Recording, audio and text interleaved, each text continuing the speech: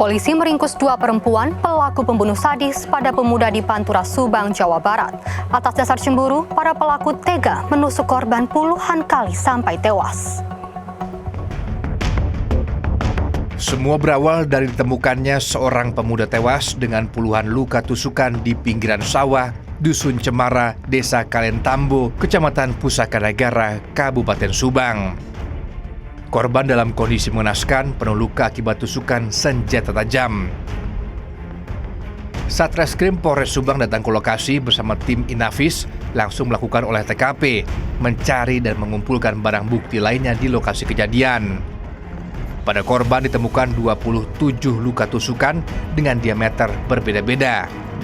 Dari hasil identifikasi, korban diketahui bernama Toikin, berusia 22 tahun, warga desa Kebon Danas, Kecamatan Pusaka Jaya, Kabupaten Subang. Menurut pihak keluarga, korban memiliki kekurangan atau cacat secara fisik sejak lahir. Terlihat dari rekaman CCTV, korban saat berjalan tidak normal. Pihak keluarga merasa heran dengan kematian korban karena setahu mereka korban tidak memiliki musuh. Rasa heran dengan kejadian ini, Pak, karena melihat dari posisi adik ipar saya itu sebenarnya cacat secara fisik itu dari lahir. Nah, jadi untuk kemungkinan untuk berantem kayaknya nggak ada. Mungkin besar, mungkin ada orang yang sengaja mungkin, Pak, ya, untuk menghilangkan nyawa adik ipar saya. Setelah dilakukan penyelidikan dan pencarian, polisi akhirnya meringkus pelaku pembunuhan sadis ini. Pelakunya ternyata 2 orang perempuan. Setelah dilakukan pemeriksaan mendalam, diketahui jika motif pembunuhan tersebut dilatar belakangi cemburu. Kedua pelaku mengaku pasangan penyuka sesama jenis. Kejadian berawal ketika korban meminta bertemu mantan pacarnya, yang merupakan salah satu pelaku, yakni T yang masih 16 tahun. Merasa terganggu, pelaku mengadu ke pasangannya Ais Nurluani, 21 tahun. Kemudian keduanya menyepakati untuk bertemu dan menjemput korban Toikin dan akhirnya membunuhnya. Mereka bertiga melakukan komunikasi, bercengkrama, kemudian terjadilah cekcok. Ya. Terjadi cekcok, perkelahian di antara mereka bertiga.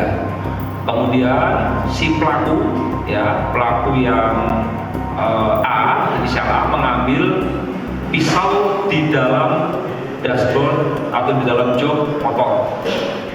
Kemudian anak inisial T mengambil pisau yang berada di pinggang. Kemudian pelaku A itu menusukkan di sekitar leher, mendekati kepala itu 2 kali. Kemudian anak inisial T menusukkan di sekitar punggung. Ketika sudah menusukkan tersebut, pelaku A dan anak inisial T itu kembali ke rumah. Di tengah jalan, mereka berdua memastikan kondisi daripada korban, sehingga kembali lagi ke lokasi semula. Ditemukan di lokasi semula, korban masih dalam kondisi sekarat atau masih bergerak. Kemudian mereka menusukkan kembali. Hasil daripada olah TKP adanya 27 tusukan yang ada di tubuh korban. Atas perbuatannya, kedua pelaku dijerat dengan pasal tentang pembunuhan berencana dan pembunuhan dengan ancaman hukuman maksimal hukuman mati atau penjara seumur hidup. Namun karena satu orang pelaku yakni T masih di bawah umur, maka penanganan hukum terhadapnya diterapkan sesuai Undang-Undang Peradilan Anak. Iman Budiman melaporkan.